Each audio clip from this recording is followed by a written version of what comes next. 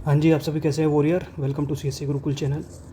जैसे कि आप सब जान रहे हैं, आपका 24 मई में आपका प्रीलिम्स होना था और आप लोगों ने दे दिया है। आज डेट हो गई है 26 में। ठीक है, आप लोगों को बीच में ब्रेक भी मिल गया है 1 डे का। अब बहुत से बच्चे मिस्टेक क्या कर रहे हैं, उनके मेरे पास कमेंट आ रहे हैं बार बार कि सर प्रीलिम्स हो गया है, सर आंसर की मैच कर लिया, सर मेरा नहीं हो रहा है, सर प्रीलिम्स बहुत टफ था। नो डाउट टफ था पेपर, क्योंकि उसमें जो क्वेश्चन आए वो कई बार सिलेबस में नहीं है। ठीक है, आउट ऑफ सिलेबस भी आपको क्वेश्चन देखने को मिले हैं। मैं समझ सकता हूँ आप लोगों की फीलिंग, बट उसके लिए हम क्या करें अब। ठीक है, अब बच्चा कर क्या रहा है, तो मैं आपको बताता हूँ करना क्या है, आपको नेक्स्ट 90 डेज़ में करना क्या है। ठीक है, देखो भाई, मैं अपने एक्सपीरियंस से आप लोगों को बता रहा हूँ, इसमें कोई ऐसा नहीं बता रहा हूँ। देखो, जो मेरा एक्सपीरियंस रहा है, मैंने सब चीज़ नोट डाउन किया आप लोगों के लिए। अब बच्चा क्या कर रहा है कि वो कट ऑफ को लेकर एक ऑब्सेशन है, मतलब वो कट ऑफ पे ज़्यादा देख रहा है। भाई यूट्यूब पर 100 चैनल है, तो 100 के 100 चैनल आपको कट ऑफ दे रहे हैं, बट आपको हमारे चैनल पर कट ऑफ नहीं मिलेगी, क्योंकि अभी नहीं हम ला रहे हैं कट ऑफ। बच्चा पैनिक मोड में है, बट बच्चा जो है हर वीडियो खोलता है, कट ऑफ कितना जाएगा कितना जाएगा। देखो, 2026 paper was on unconventional 56 pages long, expert predict low cut off. ठीक है, guess working now is wasted energy. अब आप गैस कर रहे हो कि हाँ इतना चला जाएगा, इतने क्वेश्चन सही हैं, आपकी एनर्जी डाउन हो रही है उस चीज़ में, मतलब वो प्रोडक्टिविटी नहीं है, वो प्रोडक्टिविटी नहीं बना रहा है आप लोगों को, है ना, आपको प्रोडक्टिविटी नहीं दे रहा है। ठीक है, बात समझ में आ रही है। अब बच्चा क्या कर रहा है, टेलीग्राम रूमर्स कर रहा है, टेलीग्राम पर आंसर की आ रही है बहुत सारी, हर ग्रुप पे, टेलीग्राम पे 1000 ग्रुप्स हैं, 1000 ग्रुप पे अलग अलग आंसर की हैं, कुछ आंसर गलत है तो कुछ सही हैं। तो बच्चा का जो माइंड है, ठीक है, वो भी क्या होता जा रहा है, वो मतलब बोल सकते हो कि वो पैनिक कर रहा है माइंड इस टाइम ना। उसका देखता है कि यार एक जगह तो मेरे क्वेश्चन सही है, एक आंसर की में, दूसरी आंसर की में गलत हुआ है, तो बच्चा क्या है, वो पैनिक मोड में जा रहा है। ठीक है, दूसरा सोशल मीडिया कंपैरिजन चल रहा है, क्या चल रहा है, सोशल मीडिया। ठीक है, आप सोशल मीडिया ओपन कर रहे हो, आप स्क्रॉल कर रहे हो, कोई कुछ कह रहा है पेपर हार्ड है, पेपर ये है, बहुत सारी चीज़ें चल रही हैं। आप देखो, आप कट ऑफ भी ऑब्सेशन कर रहे हो, आप टेलीग्राम रूमर्स में भी फंस रहे हो, आप सोशल मीडिया को भी स्क्रॉल कर रहे हो। ठीक है, आप वहाँ देख रहे हो भाई क्या क्या पॉइंट्स रखे जा रहे हैं, ओवर थिंकिंग मिस्टेक हो रही है। अब आप इस डर में हो कि यार नहीं हुआ तो क्या होगा। ठीक है, यदि हो गया तो अच्छा है, मेंस भी करना है, बट बच्चा इस प्रॉब्लम में है कि नहीं हुआ तो क्या होगा, और हो गया तो पता नहीं मैं होऊंगा या नहीं होऊंगा पास। सिंपल बात है। अब मैं आपको बताता हूँ करना क्या है। देखो, सिंपल सी बात है भाई, मैं बता रहा हूँ, अभी से मेंस की प्रिपरेशन करें आप लोग। क्यों करें भाई, एक बात बताइए, जिस बच्चे का लास्ट अटैम्प्ट है, जिस बच्चे का लास्ट अटैम्प्ट है, मान के चलिए आपका लास्ट अटैम्प्ट है, बट आपके लिए पीसीएस भी तो अभी ओपन है ना, वहाँ भी तो आप एग्ज़ाम दोगे, वहाँ भी तो आप प्रैक्टिस करोगे ना। लेकिन जिन बच्चों के भी अटैम्प्ट बचे हुए हैं, उनको लगता है कि मैं इस बार फेल हो जाऊँगा या मैं इस बार पास हो जाऊँगा, वे फिर भी क्या करें। देखो, अभी रिजल्ट आने में आपको लगता है 30 दिन, 30 डेज़ का मतलब क्रूशियल लगता है कि आपको, हाँ 30 दिन हमको, 30 दिन के अंदर अंदर यूपीएससी आपका प्री का रिजल्ट देगा। ठीक है, अब एक बात बताइए, ये 30 दिन हम, 30 डेज़ बहुत इंपॉर्टेंट होते हैं, एक एक दिन की एक एक मिनट बहुत कीमती होती है, और ये तो 30 दिनों की बात है। 30 दिन आप सिर्फ और सिर्फ खाली बैठकर थिंक नहीं कर सकते कि यार मैं पास होऊंगा, मेरा रिजल्ट क्या रहेगा क्या नहीं रहेगा। सपोज दैट आप थिंक कर रहे हो, आप पास हो गए, पास हो गए, अब आपका अगस्त में, 15 अगस्त में मेंस है। ठीक है, 30 दिन मतलब 24 जून में आपको पता चला कि हाँ भाई मैं पास हूँ, क्योंकि अभी 24 मई में आपका एग्ज़ाम हुआ, एक महीने बाद आपको रिजल्ट मिलेगा। तो एक महीने के अंदर अंदर आपने बहुत सारे दिन ये सोचने में ख़राब कर दिए कि सर होगा या नहीं होगा, पता चला पास हो गए। अब भाई एक बात बताओ, 24 जून में आपका रिजल्ट आया, एक महीने बाद जुलाई, अब आपके पास 30 दिन बचा है, मुश्किल से 30 दिन में क्या आप मेंस की आंसर राइटिंग कंप्लीट कर लोगे। आपको कि नो सर हमने तो कुछ पढ़ा ही नहीं था एक महीना। मेरा कहने का मतलब ये है, और जिसका मान लो नहीं हो रहा है, ये तो हो गया उसका, जिसका हो रहा है, ठीक है, मान के चलिए जिसका रिजल्ट पॉजिटिव आया। ठीक है, अब एक बात बताइए, जिसका नहीं हो रहा है, वो ज़रूरी तो नहीं है ना कि 26 नहीं हुआ तो 27 भी नहीं होगा, 2027 भी नहीं होगा, ऐसे नहीं है ना। हो सकता है 2027 हो जाए आपका और मेंस, देखो मेंस ना, आप जब मेंस को कवर करते हो तो साथ में आप प्री को भी कवर करते हो। इंटीग्रेटेड स्टडी होनी चाहिए आप लोगों की। ठीक है, प्री प्लस मेंस आपकी स्टडी होनी चाहिए। देखो सिंपल सी बात है, जिन बच्चों का इस बार नहीं होगा ना, जिनको लग रहा है नहीं होगा, वो क्या करें, वो भी करें 90 डेज़। वे मान के चले कि हमारा सर 15 अगस्त में हमारा मेंस है, ये मान के चलिए आप। क्यों, उसका एक रीज़न है, उसका रीज़न ये है कि आपका मेंस का प्रैक्टिस अच्छे से हो जाएगा। यदि आप एग्जाम को ये मान के चलिए, हम एग्जाम हॉल में बैठ रहे हैं, भले आप अपने रूम में सेम डे पर जो जो शेड्यूल है मेंस का, वो अपने रूम में बैठें, टाइमर लगाएं और अपना एग्ज़ाम दें। ठीक है, बात समझ में आ रही है मैं क्यों बोल रहा हूँ। इससे आपकी मेंस की प्रैक्टिस हो जाएगी। आपको किस तरह डाटा आपने प्रीलिम्स में पढ़ा है, प्रीलिम्स में आपने स्टैटिक सब्जेक्ट को कवर किया है, अभी आप करंट भी साथ में लेकर चलें, विजन का या किसी का भी मेंस का करंट अफेयर उठाएं और उनको कंप्लीट करें मेंस के पर्सपेक्टिव से, और आंसर राइटिंग को स्टार्ट करें। कोई भी बैच ज्वाइन करें आंसर राइटिंग का, क्योंकि आप जब इनरोल करते हो तो वहाँ आपका पैसा जाता है, तो वहाँ आपकी सीरियसनेस बढ़ती है। तो कोई भी बैच मिले तो इनरोल करें। ठीक है, कोई भी बच्चा हो, अभी ये मत सोचें कि हमारा क्या होगा क्या नहीं होगा, आपको ये प्लान करना है कि भाई 90 डेज़ 90 डेज़ मुझे मेंस की प्रैक्टिस करनी है, बात ख़त्म, दैट्स इनफ। 90 डेज़ बोलो, 60 डेज़ बोलो, लेकिन प्रैक्टिस करो। प्रैक्टिस इज़ इंपॉर्टेंट मेंस की, ठीक है। मेंस ऐसा नहीं कि रातों रात मेंस हो जाता है, रातों रात मेंस नहीं होता है भाई, लंबा टाइम लगता है। हमने भी बहुत अच्छे काफ़ी सारे मेंस दिए, प्रैक्टिस किए, तो हमें पता है इस बारे में, एक्सपीरियंस है हमें। तो अब मैं आपको बोल रहा हूँ, तो इस बात का ध्यान, एक बात का ध्यान रखिए, जो टॉप स्टूडेंट होते हैं ना, वेट नहीं करते हुए प्रीलिम्स का भाई। 1% जो टॉप स्टूडेंट होते हैं वे प्रीलिम्स का वेट नहीं करेंगे, वे सीधा जाएंगे अपना मेंस पर। 1-2 दिन की छुट्टी बनाएंगे, हॉलीडे बनाएंगे, ब्रेक लेंगे, अपनी प्लानिंग करेंगे, फिर किसकी, मेंस की। फिर प्री की नहीं पड़ेंगे कि अगले साल मान लो जिसका नहीं हो रहा, मान लो कोई टॉपर है, उसका इस साल भी नहीं हो रहा है प्रीलिम्स 2026 में, तो वो अब प्रीलिम्स नहीं कवर करेगा। अभी अभी वो दिसंबर तक अपना मेंस देखेगा, दिसंबर के बाद फिर प्री करेगा। बस समझ में आई? चलो, और इंटीग्रेटेड स्टडी बहुत ज़रूरी होती है। अब देखो मेरी बात, देखो टाइम बहुत कम होता है, ठीक है। मोस्टली 90 से 100 days waiting for result, 130 days तो हम इसमें से ख़राब कर देते हैं, किसके लिए, प्री के रिजल्ट के लिए, ठीक है। अब मैं आपको यहाँ बता रहा हूँ, अब आंसर राइटिंग करें। आंसर राइटिंग से क्या होगा, आपकी मसल्स मेमोरी और स्ट्रॉन्ग होगी, ठीक है।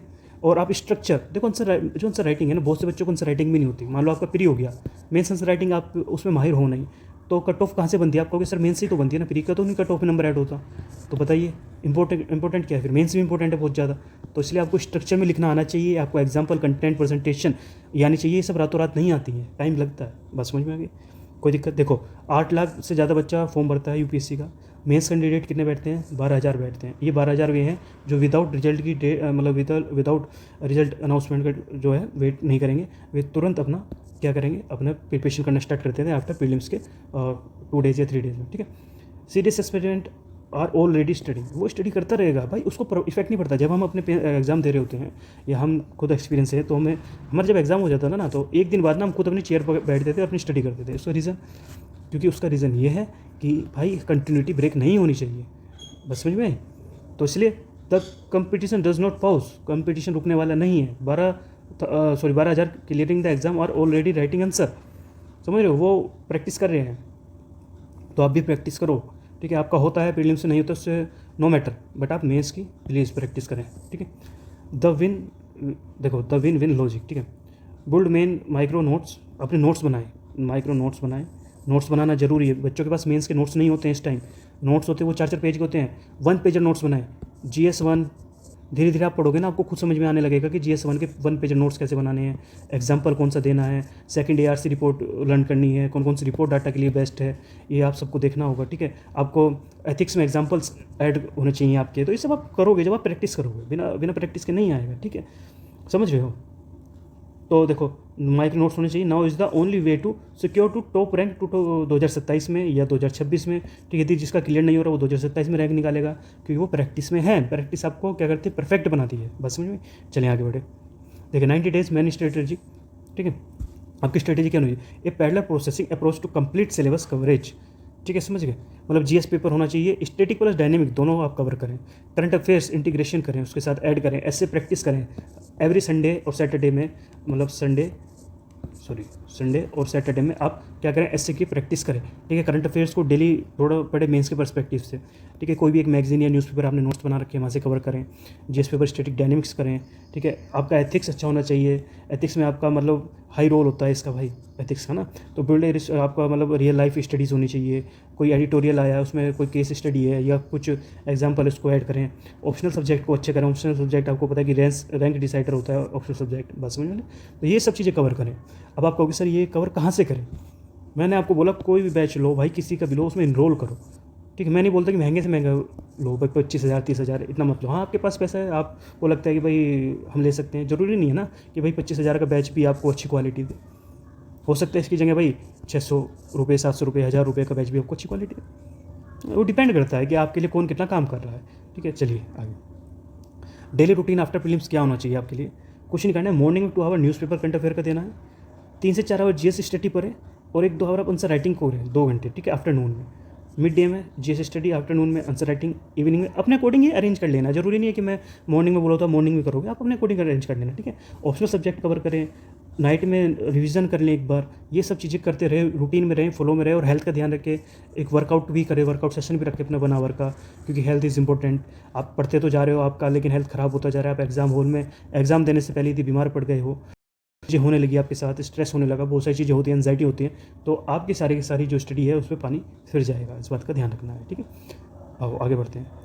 आंसर राइटिंग कैसे स्टार्ट करें मैंने बताया था, स्ट्रक्चर, कंटेंट, प्रेजेंटेशन और मैक्सिमम मार्क्स।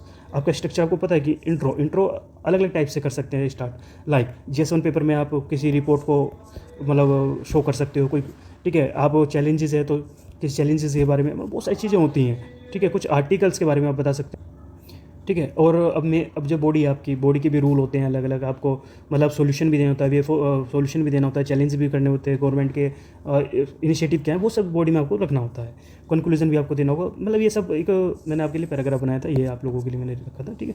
तो आप ये सब देख लेना। अब मैं बता रहा हूँ आपको, हमने कुछ इनिशिएटिव स्टार्ट किया है आप लोगों के लिए। एकलव्य बैच 01, ठीक है।